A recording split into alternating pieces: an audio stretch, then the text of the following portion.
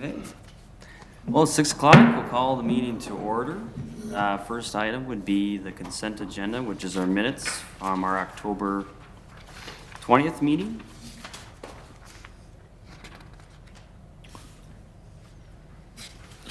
I approve the minutes of the October meeting. Okay, we got a motion for Randy to approve the minutes. Is there a second? Second. Second by Paul. Any further discussion on that? All those in favor, say aye. Aye. Opposed? Carried. A few minutes left until the public hearing, so we'll go into the informational reports, starting with the building permit reports on page 29. I can just speak a little bit on that. You will see that our building inspections, pending on, starting on page 32, no more 2023 permits, and we're down to only 2 in 24. So the remaining permits that are open, besides 2, are only 2025 permits. So I think in the 20-some years that I've been doing this is probably as closest as we've gotten to the calendar to get them done. So we thank the property owners and the contractors for that. As you look on the building permits that have been issued in the last month and a half and the total evaluations, so we're looking at about just about $8 million in valuations of improvements in our city. A couple of commercial buildings, Lewis's started their expansion, so that plays into that. Nelson had theirs in there, so a lot of growth in our city is still happening. Even this late in the season, you'll see a few building permits have trickled in, and I would say that we'll always have those maintenance permits even starting in next spring again. Windows, doors, siding, shingling. I think I mentioned a few meetings ago, the storms that had rolled through last year and this year, people are acting on those. I think the insurance companies are saying you have so much time to get those claims in, so people are fixing those up. So, And Anderson Renewal is still out at Fleet, trying to sell windows, so that's gotta hit. Let's do some window replacements. yeah, and they have a flyer, I think, in everybody's mailbox every other day, so.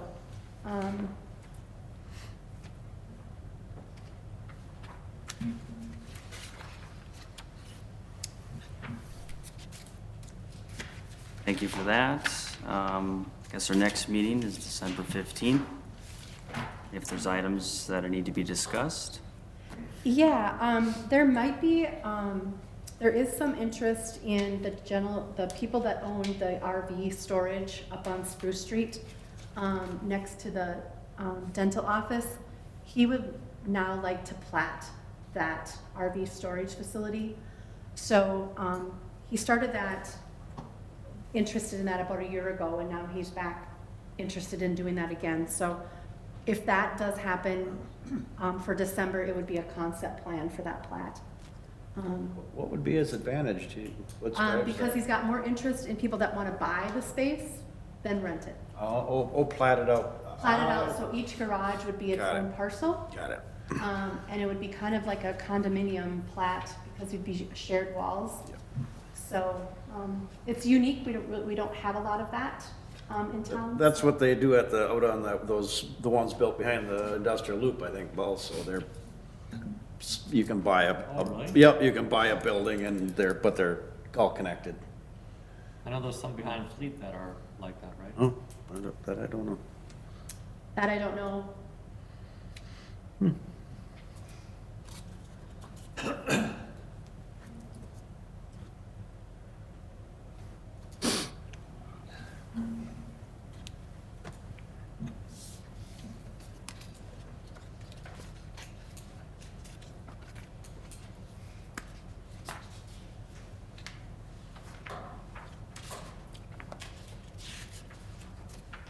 My phone says 6:05, so we'll close the regular meeting and open up the public hearing for zoning ordinance, chapter 36, amending the C1 apartment buildings needing a conditional use permit.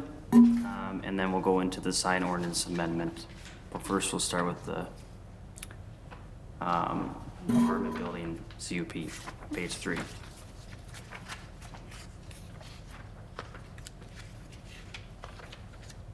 If anyone's here to speak regarding that, please go up to the podium, state your name for the record and address, and we'll go from there. And if you want, I can give an overview of what Please, the changes. I would love to, for you to do that.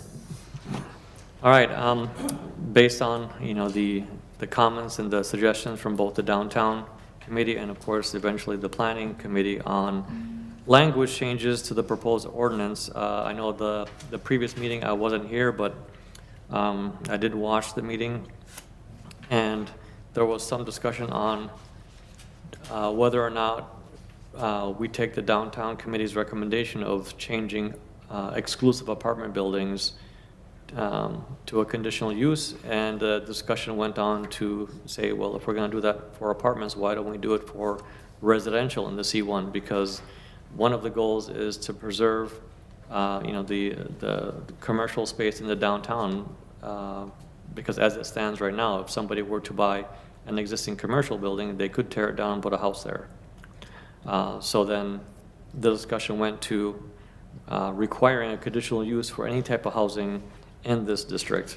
And if you look at the language that has been proposed, starting on page 11, what the city attorney did was remove apartment buildings from a permitted use, along with multi-family dwelling, row houses, single and two-family dwellings. Remove those from the permitted use and put them in the section below, which is a permitted use. One thing I want to note here, because talking over the city attorney with this, it doesn't make sense, is if you look at page 12, section 3, number 3, that section I suggest we remove, because it's kind of redundant. It's saying that apartment buildings, you have to have something commercial on the street facing level, and that kind of defeats the purpose of what we're saying here. So he agreed. He said, yeah, we can strike that one out and just keep 1 and 2 there. So 3 would be scratched. 3 scratch. 3F3. Thank you. Yep. 3F3. Because then it doesn't make sense. So these are the changes that have been proposed, and as you can see now, it's apartment buildings, multi-family dwellings, row houses, single and two-family dwellings are now moved down to permitted use, which means they're still allowed if they meet certain conditions that this board would like to set.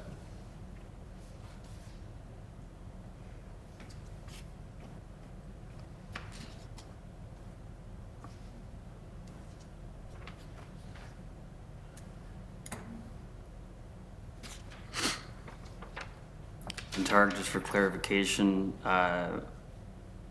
looks like in section 3 on page 12, and then section 4, it's stating in C1 Central Downtown District and C2 Highway Commercial District. Yeah. So it'll be in both zoning. Yeah, for both zoning district.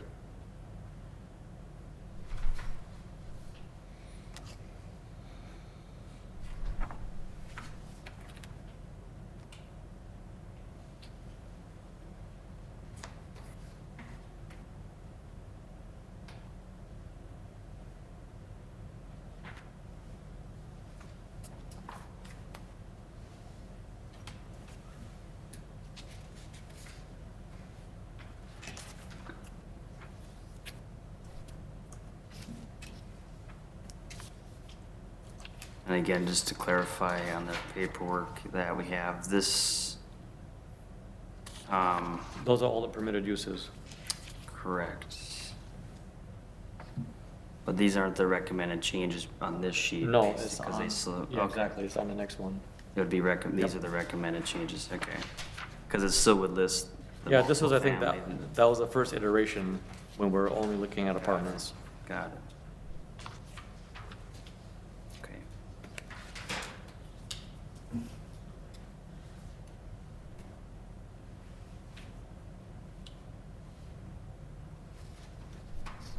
Any discussion from the board's sake at this time?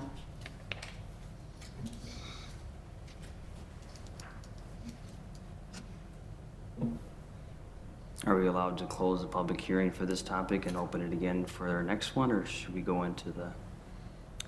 Do we have two? We have two.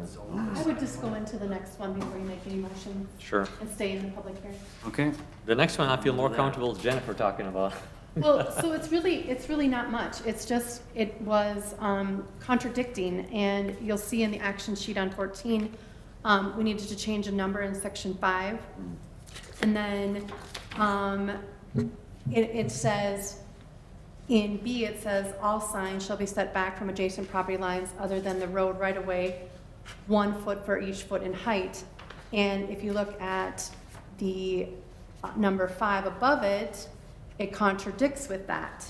So if we're going to put a 30-foot sign out in the commercial district, it'd be 30 feet into the property. That would never work. Every one of those signs would need a variance. So we're thinking the 5 feet from adjacent property lines.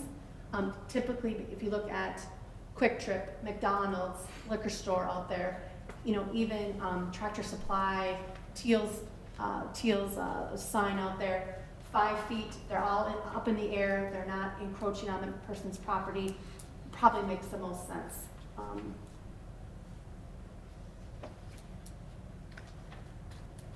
The boundary abutting residential is still that 20 feet to get some separation there. But anytime there's a commercial property that abuts residential, there's always a 20-foot buffer anyways. So whether it be green space buffer or a screened fence.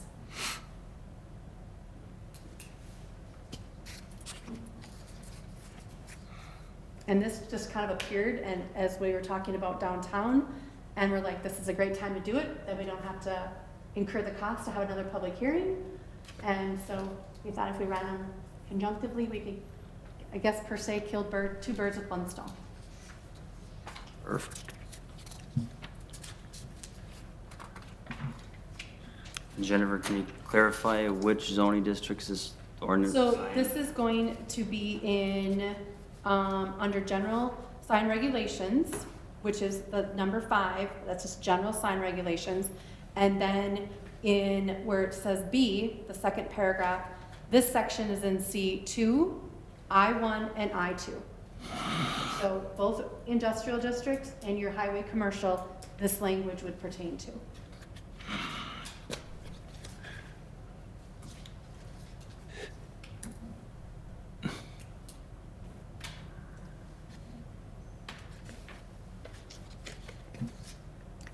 Any discussion from the board on that? All right. Pretty well self-explanatory. Okay. Then we'll close the public hearing and reopen our regular business meeting. First item we will discuss would be the Central Downtown District Apartment Buildings, CUP.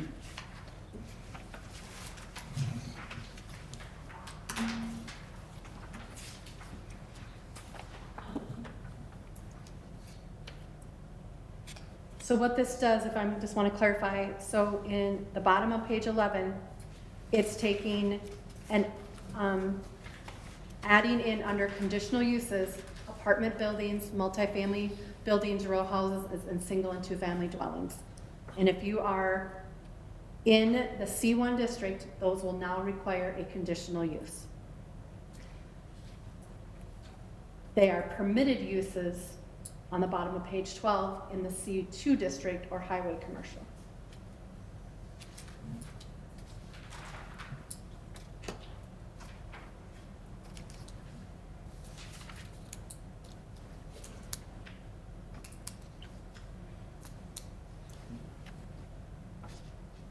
So apartments within a business are still, Jennifer, can you just define multiple family dwellings? Is that like a duplex? that would be like a triplex.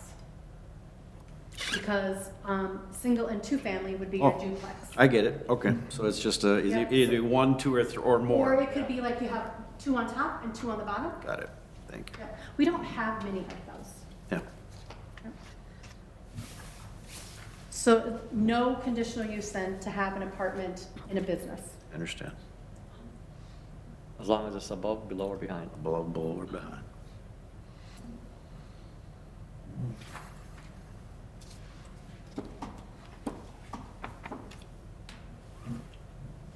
And so are we going to want to leave that then in on page 11? Apartments are permitted in a retail business if they're above, below, or behind? Yep. That was This- my It says understanding. crossed out though.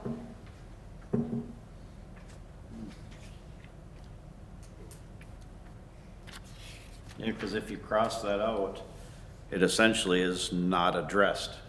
Then it's not addressed anywhere, so it's not allowed. Yeah. No, that, yeah, so that probably goes in line with striking the number 3 that I mentioned. That one should go back into permitted. Yep. Apartments within a retail business are a permitted use. Okay, so then so if we keep 2B in on Yep. page 11, my next question would be is, what happens if the building no longer has a retail business in it? It's a C1 zoned commercial building, but the hardware store is no longer there. And it's Is an it empty still- space. Is it still considered a retail business building? Yeah, because it has a space available for rent. It has a Okay. space available. Okay? Okay. So, under 2, on page 11, B2B would stay in, Yep. and A would stay gone. And then on 12, F3 is gone. Yes. I understood, and that makes sense, you're right, because otherwise it's not addressed, yeah.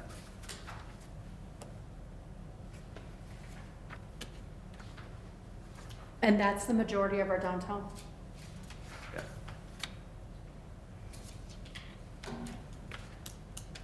And will continue to be, I mean, that's how that is, and it always has been, historically. Yeah, like the Daniels live above theirs, and Jean Sweeney lived above hers, and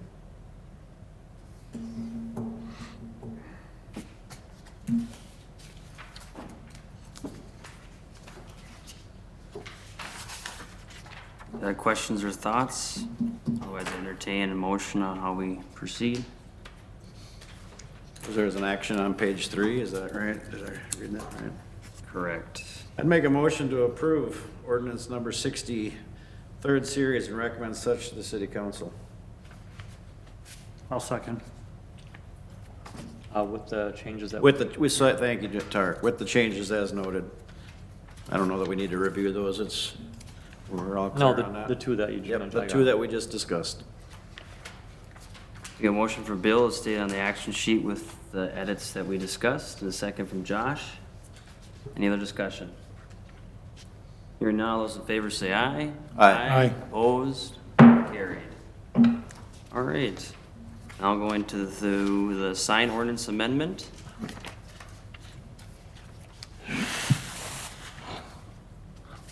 Any discussion on that? Well, this one looks like it's just a lot of housekeeping, and it shouldn't, I don't really have a lot to discuss on it unless anyone else does. Yeah, I mentioned it is pretty straightforward, and if it clears up the language, that's always easier in the long run. So with that, I'll make a motion to approve ordinance number 59, third series, and recommend such to the city council.